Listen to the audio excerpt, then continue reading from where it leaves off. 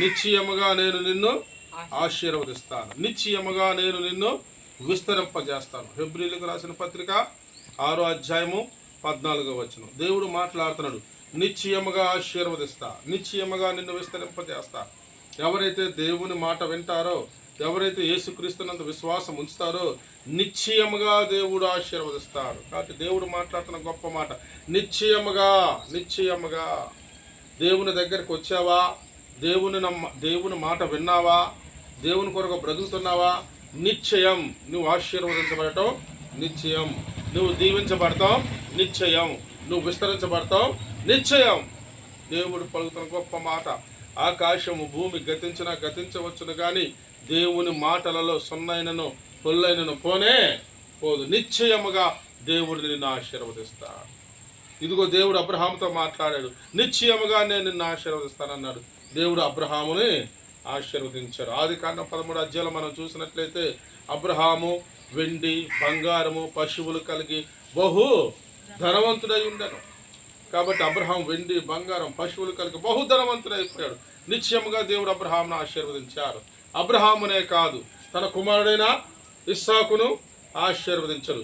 ఇస్సాకు మిక్కిలి గొప్పవాడయ్యను. హల్లెలూయా. మిక్కిలి గొప్పవాడైపోయాడు. అబ్రహామును ఆశీర్వదించాడు. అబ్రహామునే కాదు, తన కుమారుణ్ణి ఆశీర్వదించాడు ఇస్సాకుని. ఇస్సాకునే కాదు, ఇస్సాకు కుమారుడైన యాకోబును ఆశీర్వదించాడు. యాకోబునే కాదు, యాకోబుకు పుట్టిన 12 మంది పిల్లలను దేవుడు ఆశీర్వదించాడు. ఆ 12 మంది పిల్లలను దేవుడు ఆశీర్వదించి ఒక దేశముగా చేశాడు. ఈనాడు ప్రపంచంలో ఒక గొప్ప దేశముగా ఇజ్రాయెల్ దేశము దీవించబడ్డాలి.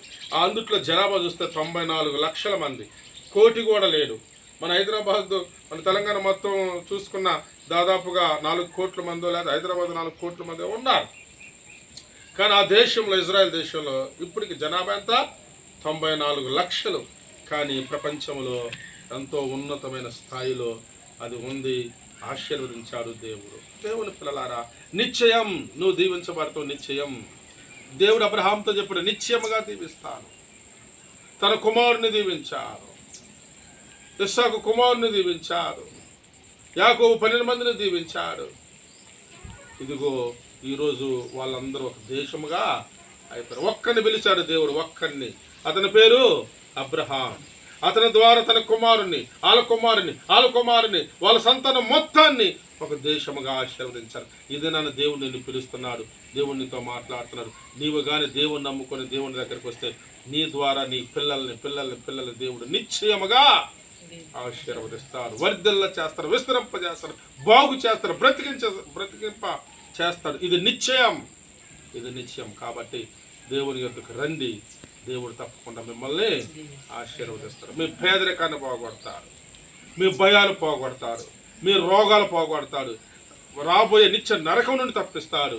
నిత్య రాజ్యానికి దేవుడు వారసులుగా యుగాలు బ్రతికే గొప్ప రాజ్యాన్ని దేవుడు అనుగ్రహిస్తాడు. అట్టి కృపను దేవుడు యేసు ప్రభు దగ్గరికి వచ్చే ప్రతి ఒక్కరికి అనుగ్రహించును గాక. ఆమేన్.